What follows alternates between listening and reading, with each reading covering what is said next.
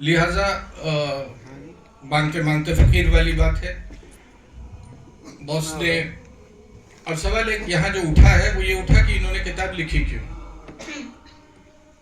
लिखी इन्होंने इसलिए, बॉस ये दस्तावेज है मानवीय संवेदनाओं का, इसकी मैं आपको मुबारकबाद दूंगा। अपनी जड़ों से, किसानी की जड़ों से आप जुड़े हुए, आपकी अपनी भावनाएं थी, संवेदनाएं थी जिनके साथ आपने न्याय किया।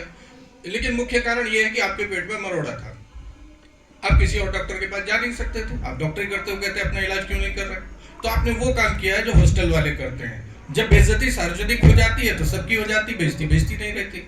आपने कोशिश की है सबके पेट में मरोड़ा हो जाए। वाह वाह वाह, आपने कोशिश ये की है दरअसल, अच्छी बात। और कोई कह नहीं रहा है इस बात को, लेकिन सब उसे सुरुचिपूर्ण तरीके से, साहित्यिक तरीके से कह रहे हैं। मैं देसी अंदाज में सीधे सीधे कह रहा हूं। आपने बड़े अड़बंगे अंदाज में लिखी है। आपने उनके हाथ में बच्चा थमा दिया कि पालो। आप पीडियाट्रिशियन हैं, बच्चों का इलाज करते हैं। लिहाजा एक बात जो बड़ी महत्वपूर्ण तरीके से समझ में आती है मानवीय संवेदनाओं के इस दस्तावेज में, वो ये है कि आपको आने वाली नस्लों की चिंता है।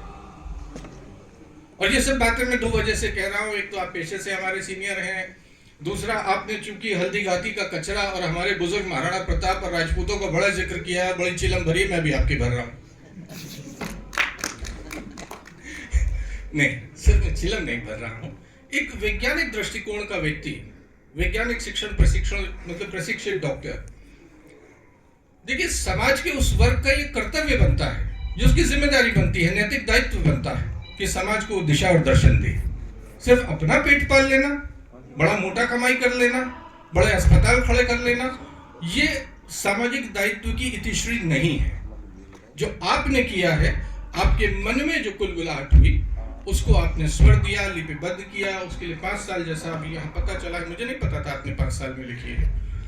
मुझे तो लगा आपने कोरोना के पेशेंट इलाज करते करते लिखी है।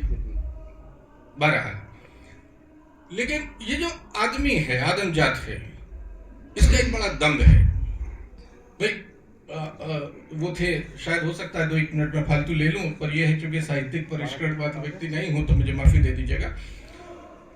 आदमजात का एक दम्भ है, और वो दम्भ है कि वो दुनिया चलाता है। और जब हम बहुत मैं कहूंगा कि उदार हो जाते हैं और बड़े मानवीय हो जाते हैं, तो भी हम क्या कहते हैं? Save nature, save earth. माफ कीजिए, शानदार जानदार जानवर थे, डायनासोर रहे वो भी नहीं, यदि वो अनुकूलन नहीं कर पाए तो रहेगा होमो सेपियन इरेक्टस भी नहीं। और जिस तरीके से नाइट्रोजन कंटेंट बढ़ रहा है, हो सकता है ऐसा जानवर जिसे आप बड़े तिरस्कार भाव से देखते हो, जिंदा शायद कॉकरोच रह जाए, आप न रह पाए। तो सेव अर्थ का दम निकाल दीजिए, सेव दुनिया को बचाइएगा, आप अपने आप को बचा लीजिएगा, यही बड़ी बात है। तो इस किताब का एक जो बहुत मोटा संदेश है वो ये भी है कि गलतफहमी न पालिए। एक सामान्य से कीटाणु ने, विषाणु ने, कोरोना ने समस्त मानव जाति की बुद्धि को, मेधा को, प्रतिभा को उसके घुटनों पे ला दिया। ये भी एक इसका संदेश है। अब विषय इन बातों पे था कि हम जा किस तरफ रहे हैं। एक तरफ आप ये भी इंगित करते हैं अपनी किताब में कि ये तो समस्या है। एक बेहतरीन सेंटेंस आपने लिखा है उसमें कि हम कौन सी विधियां अपना रहे हैं? हम कुल्हड़ी से कपड़े धोने की विधि अपना रहे हैं, ये हमारी समस्या है। आपने बेहतरीन उसमें एक वाक्य जो लिखा है वो ये है कि नदी मर गई। आपने काली नदी का जिक्र किया है। काली नदी मर गई, मरकर चुड़ैल बन गई। काली नदी मर गई, मरकर चुड़ैल बन गई। ये आदमी को समझ लेना चाहिए कि इस जात का, इस मनुष्य जात का क्या होने वाला है, जिसको ये दम है। एक कविता थी, कभी मैंने लिखी थी, छोटा सा 2 लाइन है, चूंकि मैत्रेय सर हैं, मैं गुस्ताखी कर रहा हूं, आपके सामने नहीं करनी चाहिए, पर वो थी कि सर नीलकंठ आओ तुम, नीलकंठ फिर आओ तुम, उगल दो गरल,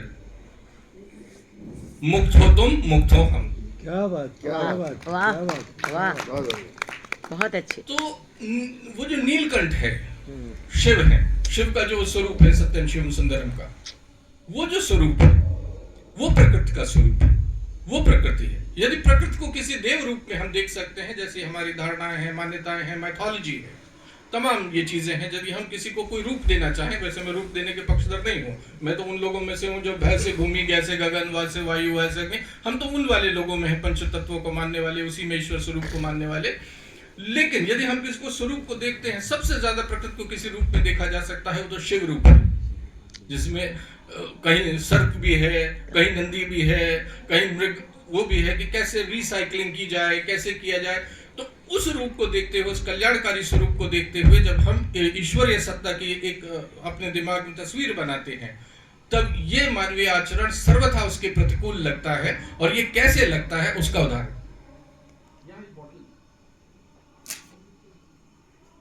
ये छुपा दी गई है। हम प्लास्टिक्स की बात कर रहे हैं, हम कह रहे हैं कि सागर आखिरी है और उसे दबा देंगे, लेकिन हम कह रहे हैं आचरण उच्चारण का हमारा जो पाखंड है वो ये है कि हम प्लास्टिक नो प्लास्टिक की बात कर रहे हैं, प्लास्टिक का पानी पी रहे हैं, और इसमें हम सब लोग सहभागी हैं। तो जहां हम शिव को पूज रहे हैं, हम शिव के सर्वथा उस कल्याणकारी सत्यम शिवम सुंदरम के सर्वथा प्रतिकूल आचरण के दोषी हैं, और हम सब दोषी हैं।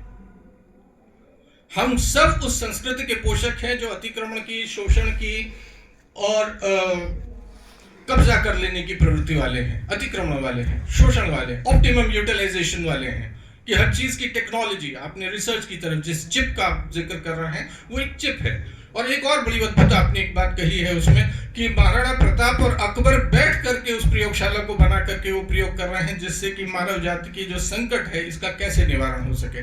यहाँ जहाँ राजनीति कहीं महाराणा प्रताप और अकबर को आमने सामने खड़ा करके युद्ध की भूमिका बनाती है, वहां आप समावेशी बन के समाधान निकालने की तरफ चलते हैं। मेरे ख्याल से इस बात के लिए आपके नाम की तालियां आज के समय में बननी ही चाहिए, बजनी ही चाहिए कि आप समावेशी हैं, आप समाधान ढूंढ रहे हैं। और ये मानव जाति का सत्य ये है, अतिक्रमण, प्रदूषण, ये तमाम चीजें, ऑप्टिमम यूटिलाइजेशन, शोषण, ये एक विस्फोटक स्थिति की तरफ आप लोग जा रहे हैं, एक बड़ी विस्फोटक स्थिति की तरफ जा रहे हैं, which is not sustainable. There is enough for everybody's need, but there will never be enough for even one man's greed. हम एक विस्फोटक स्थिति की तरफ जा रहे हैं, जिस तरफ आप इशारा कर रहे हैं। तो एक किताब मैंने भी लिखी है, लंगरगढ़, ये छोटी छोटी कहानियों का संग्रह है। हापुड़ का बहुत जिक्र हो रहा है, मुझे लग रहा है मेरठ से आया हूं तो मेरठ का भी कर दूं। हमारे यहाँ भी एक अब्बू का नाला है, सबने सुना होगा भाई, मेरठ और हापुड़ तो एक जैसे। अब्बू का नाला सुना होगा? मैम मुझे बस उस अब्बू का बता दीजिए, उस नाले का अब्बू कौन है? जब वो नाला बनाया गया था तो वो मेरठ शहर के पानी की जरूरतों का, शहर की जरूरतों की पूर्ति करता था और कृषि की भी पूर्ति करता था।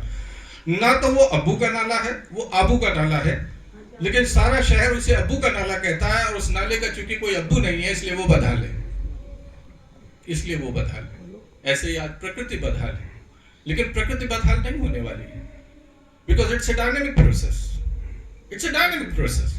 डायनेमिक इक्विलिब्रियम में प्रकृति चलती है, वो कोई सततता से नहीं चलती है, वो सनातन से चलती है, वो किसी स्थिरता से नहीं, मतलब सततता से, सनातन से चलती है। हम सनातन के मायने भी नहीं जानते, हम सनातन के मायने भी नहीं जानते। Every system is in a relentless process of self resolution. अब अगर मैं इसे भागवत गीता कह दूंगा, आप ताली बजा देंगे, हो सकता है मैं कार्ल मार्क्स कह दूं, कई लोगों की बहुत चढ़ जाए, लेकिन चाहे कार्ल मार्क्स कहें चाहे उसे भागवत गीता कहें, सत्य एक रहने वाला है। और दोनों एक ही बात कह रहे हैं कि परिवर्तन अटल है, हमें अनुकूलन करना है, और प्रकृति का कोई अब्बू नहीं बन सकता है। उस नाले का, नदी का, तालाब को हमको ध्यान रखना है, क्योंकि उसका अस्तित्व हमसे नहीं जुड़ा है, हमारा अस्तित्व उससे जुड़ा है। गंगा को माई बताइए और उसमें कमाई ढूंढिए, समाधान नहीं होने वाला है। जय हिंद, जय जगत।